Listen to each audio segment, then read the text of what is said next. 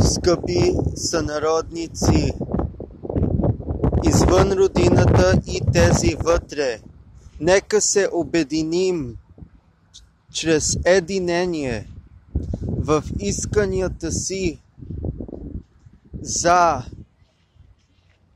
референдумът за еврото.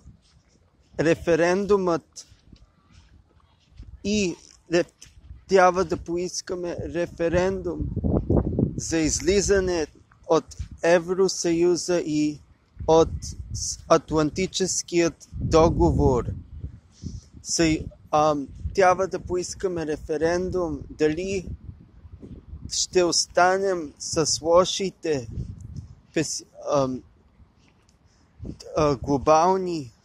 глобалисти или дали ще тръгнем по пътя на независимостта, на суверенитета. И трето, трябва да поискаме референдум за защита на животните и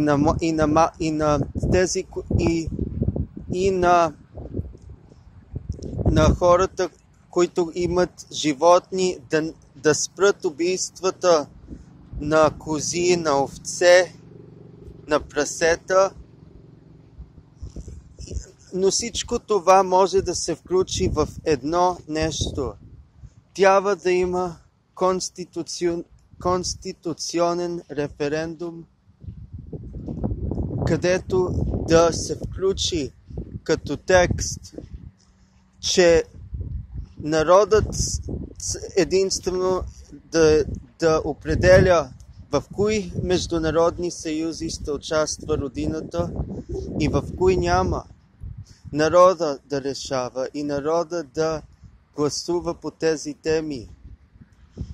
И най-вече, другото, което е ключово, е да се обедини народа против големите курорти, където крадат парите и ги пращат в други родини, в други държави, в други народи.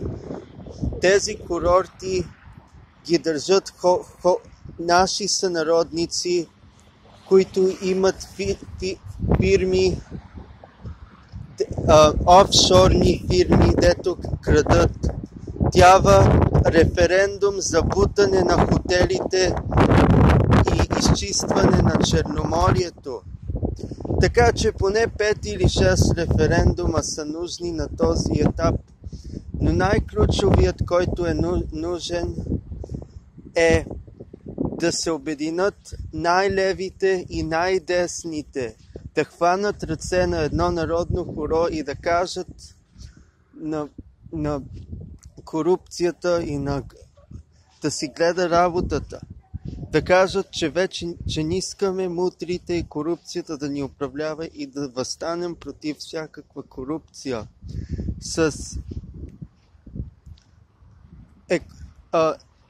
с единение и с мъдрост. Трябва да проявим мъдрост като народ, да защитим природата си и Черноморието си, което вече е почти напълно разрушено, т.е. прострено с твърде много хотели и курорти, където би трябвало да има екологични резервати. Трябва да се обединят всички в най-левите кръгове и противоположно най-десните. И трябва тези в най-левите и най-десните да имат дискусия. Какво ще направим с Черноморието, да защитим и да обновим плажовете и природата и горите. И най-левите и най-десните трябва да се питат въпроса: с какво са ни помогнали Евросъюза и Северноатлантическият договор? И какъв акъл имат евроатлантиците да ни манипулират с техните фалшиви разумства и тяхната фалшива интелигентност, като всички виждат какво ниво на корупция и какви мутри управляват родината. Така че да поискаме поне няколко ключови референдума